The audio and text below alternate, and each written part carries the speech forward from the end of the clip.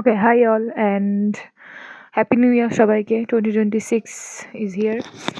Uh, today's video is going to be about books that I read in 2025 as usual.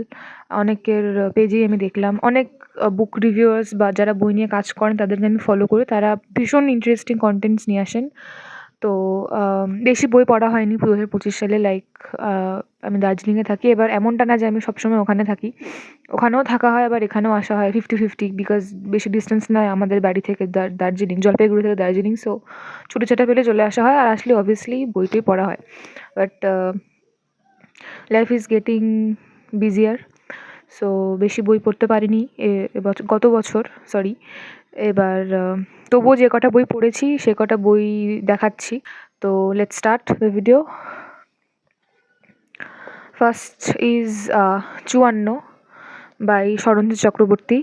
এই বইটা আমি 25-এর শুরুর দিকে পড়ি, কারণ বইটা যখন আমি ওয়েন আই ওয়াজ থিঙ্কিং কি কোন কোন বই আমি পড়লাম 25-এ, আমার বারবার মনে হচ্ছিল যে বইটা আমার গত বছর পড়া, গত বছরের আগের বছর পড়া, 24-এ পড়া।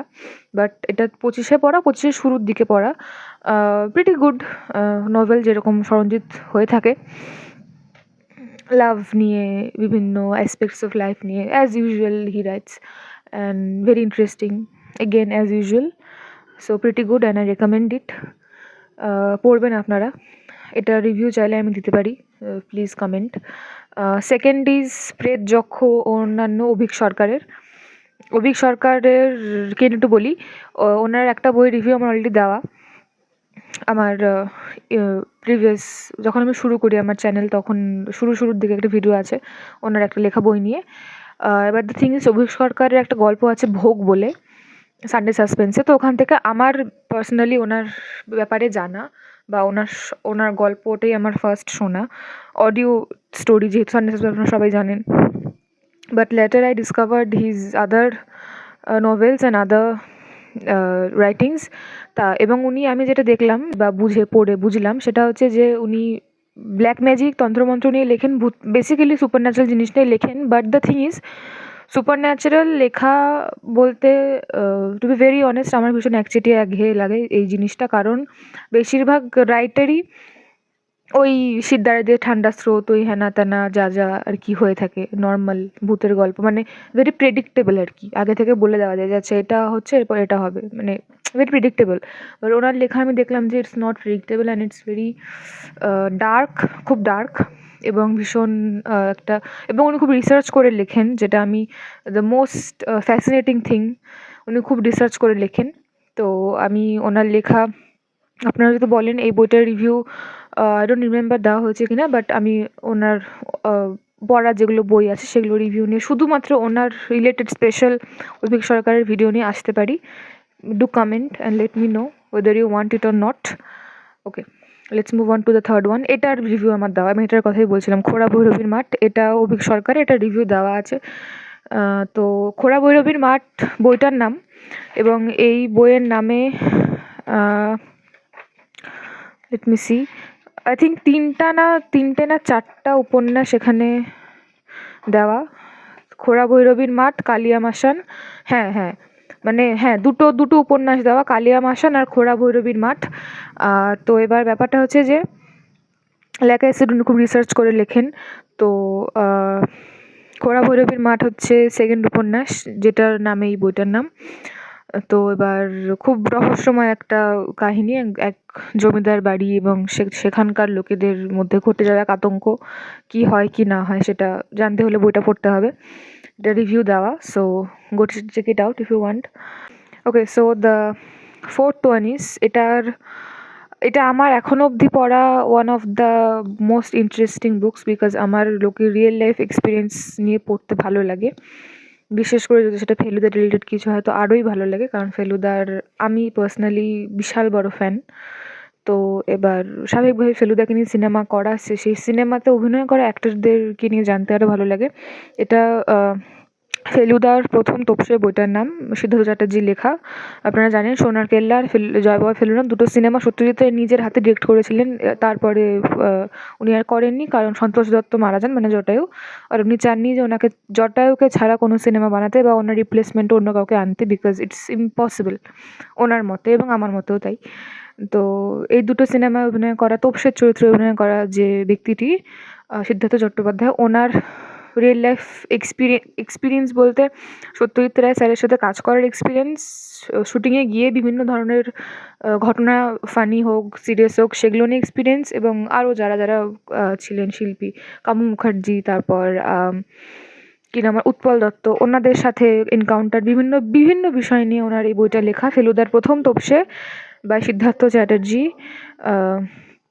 সো ভীষণ সুন্দর বইটা, মানে যেটা হয় আর কি, ভীষণই ইন্টারেস্টিং, ভীষণ ক্যাচি। আর যারা আর যদি কেউ চান যে একটা সিনেমার বিহাইন্ড দ্য সিনস, বিটিএস, যেটা এখন তো বিভিন্ন সিনেমা নতুন নতুন আসলে সেগুলোর বিহাইন্ড দ্য সিন দিয়ে দেয়, বাট তখনকার দিনে সেটা হতো না। তখনকার দিনে তো অত অ্যাক্সেস ছিল না, নেটওয়ার্ক অ্যাক্সেস বা what ever it is, technological access. This can be your that BTS.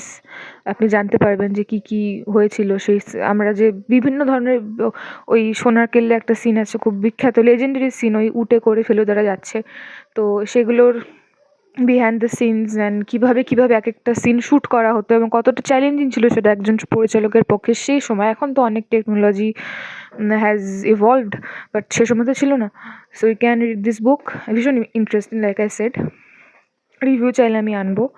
আচ্ছা, তারপরে এটা আরও মামা, সঞ্জীব চট্টোপাধ্যায়ের মামা সমগ্র রিভিউ দেওয়া। মামা সমগ্রর পরে এটা আসে, মানে সঞ্জীব চট্টোপাধ্যায়ের লেখা যতগুলো গল্প আছে তার মধ্যে উনি ওনার মামাদেরকে নিয়ে অনেক লেখা লেখেন, ওনার বড় মামা এবং মেজো মামাকে নিয়ে, কিছুটা ইম্যাজিনারি কিছুটা সত্যি, সব মিলিয়ে ওনার সংকলিত মামাদেরকে নিয়ে লেখা গল্পগুলোকে নিয়ে আসে মামা সমগ্রর পরে মামাদেরকে নিয়ে আরও কিছু কিছু গল্প পাওয়া যায়।